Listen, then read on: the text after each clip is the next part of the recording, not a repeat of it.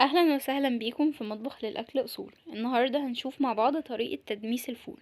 لو اول مره تشوفوا فيها القناه ما تنسوش تشتركوا وتفعلوا الجرس عشان يوصلكم كل الجديد.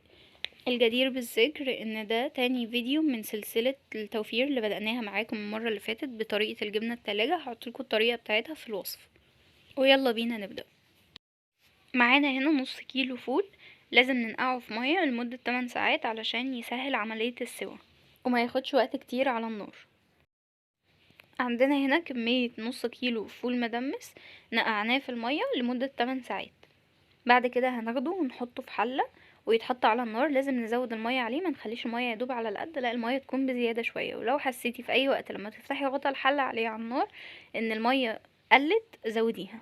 لما تيجي تزودي مية وهو على النار لازم تزودي بنفس درجة الحرارة العالية، فالمية هتكون مغلية. معانا هنا فنجان عدس اصفر وفنجان رز وبنجراية مبشورة.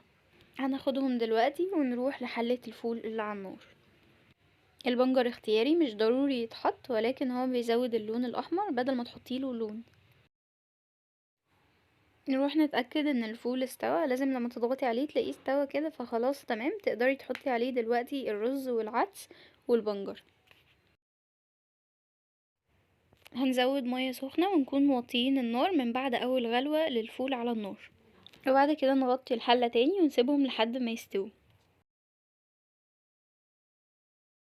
بعد شوية هنفتح عليه ونلاقيه استوى، مفيش اي اثر للرز ولا العدس ولا حتى البنجر، كله تجانس مع بعضه. وبكده الفول خلاص جاهز معانا. ممكن تحققيه ككمية كاملة على بعضها وتخزنيه، او تحققيه كل كمية لما تطلعيها من الفريزر. ممكن لو مش مستلطفة وجود حبيبات الفول تعمليها في الهاند بلندر او تضربيها في الكبة او في الخلاط، او حتى تهرسيها بالشوكة.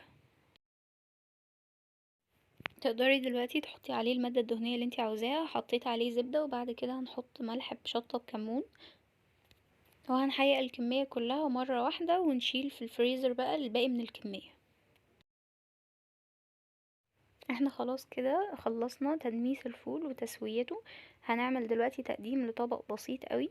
هنحط الفول بعد ما حققناه وحطينا عليه الزبدة، وهنحط طماطم، بصل، بقدونس، وفلفل، وده اختياري. ممكن عصرة ليمون او تضيفي عليه طحينة، وبرضو دي حاجات اختيارية. وفي الكوباية الصغيرة دي خل وتوم. وده هيكون الشكل النهائي لطبق الفول في التقديم، وبألف هنا وشفا.